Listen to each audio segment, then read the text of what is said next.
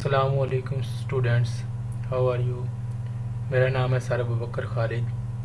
आज हम डिस्कस करेंगे फर्स्ट ईयर फिज़िक्स का चैप्टर नंबर 1 मेजरमेंट्स का टॉपिक एरर्स एंड अनसर्टेनिटी, मतलब कि एरर्स एंड इट्स टाइप्स।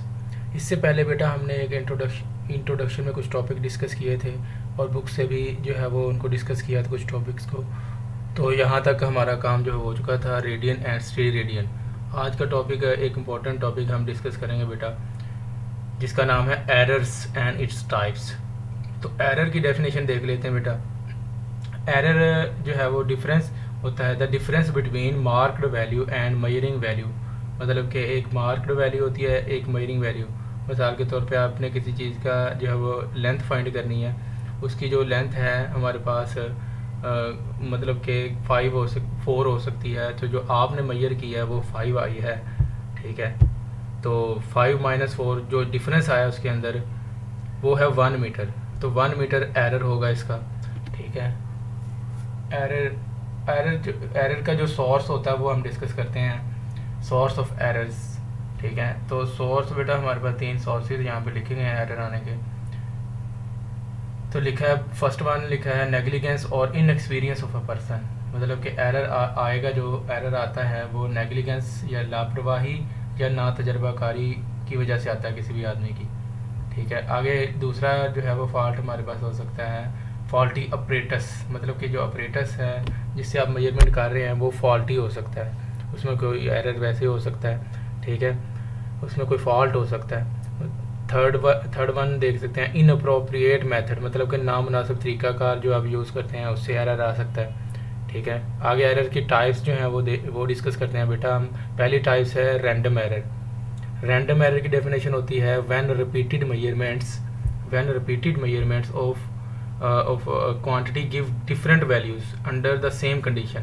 मतलब कि आपने रिपीटेड मेजरमेंट कर रहे हैं एक क्वांटिटी की, ठीक है, किसी मकदार की आप मेजरमेंट कर रहे हैं, तो गिव डिफरेंट वैल्यू, मतलब कि वो डिफरेंट वैल्यू दे रही है अंडर द सेम कंडीशन, एक ही कंडीशन में। मिसाल इसकी ये है कि जैसे आपने फर्स्ट ईयर ये जो मैट्रिक के प्रैक्टिकल्स किए हैं उसमें आपने रीडिंग्स ली हैं, उसमें एक टेबल में ऑब्जर्वेशन एंड कैलकुलेशन का एक टेबल आता है, उसमें आप रीडिंग लेते हैं, उसकी जो है एवरेज लेते हैं फिर, क्योंकि वो डिफरेंट रीडिंग आती हैं, ठीक है, उसमें आप एवरेज लिए, वही एरर है रैंडम एरर, ठीक है। तो इसकी काज भी अननोन काज है, अननोन रीज़न है इसकी, अननोन, ठीक है।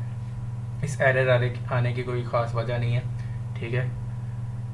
तो इसको कम कैसे कर सकते हैं हम, वो रिडक्शन जो है वो इसका पॉइंट मैंने लहदा बना के लिखा है by taking their mean value. तो मतलब कि इसकी हम मीन वैल्यू लेंगे, ठीक है, मीन वैल्यू लेके इसको कम किया जा सकता है। मिसाल मीन जो एवरेज वैल्यू होती है, मिसाल के तौर पर जितनी रीडिंग आई है उनका सम लेंगे हम, उतने नंबर पे जो है वो डिवाइड कर देंगे।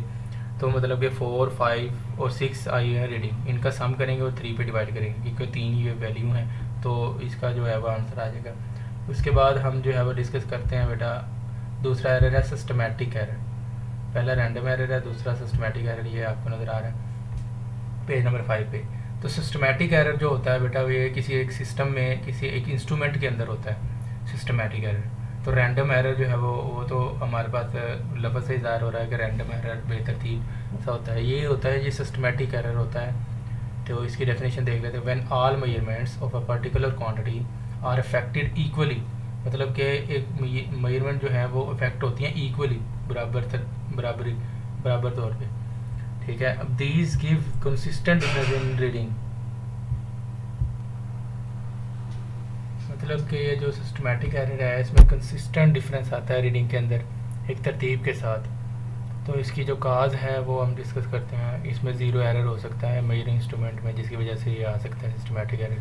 तो पुअर कैलिब्रेशन हो सकती है इंस्ट्रूमेंट की, मतलब कि इसमें जो रीडिंग है वो नज़र ना आए अगर वो छोटी रीडिंग्स हैं, ठीक है। तो इनकरेक्ट कैलिब्रेशन हो सकती है, वो गलत रीडिंग लिखी जा सकती हैं।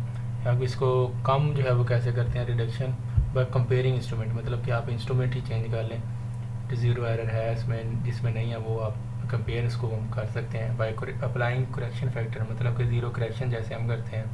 पॉजिटिव एरर है तो उसकी करेक्शन नेगेटिव में होती है, नेगेटिव एरर है तो उसकी करेक्शन पॉजिटिव में होती है। अब आज का टॉपिक ही बेटा यहाँ था कि अगर आपको इसमें कोई क्वेश्चन है आपका, तो आप वो कमेंट सेक्शन में पूछ सकते हैं। अगर आपको वीडियो पसंद आई है, लाइक करें, सब्सक्राइब करें, और आगे अपने दोस्तों में शेयर करें। Thank you so much. अल्लाह हाफिज़।